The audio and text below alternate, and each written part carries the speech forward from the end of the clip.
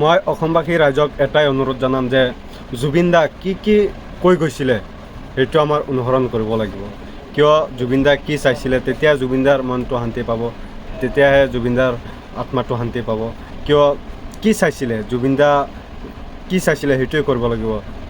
গছ লগাব লাগে আৰু বেছি বহুকেইটা কথা কৈ গৈছে জুবিন দা। তো ইম্পৰ্টেণ্ট আৰু এটা কথা কৈ দিছে যে বিজেপিক ভোট নাদিব।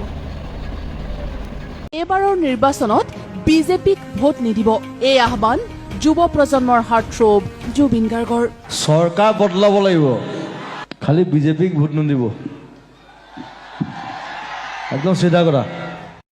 কিয় জুবিন দাৰ এটা বস্তু এটা কথা আমাক ফ'ল' কিয় কৰিব লাগিব কৈছে ক'লে আমি নতুন প্ৰজন্ম, আমি কিয় আমাৰ নতুন অসম আকৌ জুবিন দা যেনেকৈ অসমখন চাইছিলে এনেকুৱা এটা পৰিৱেশ আনিব লাগিব।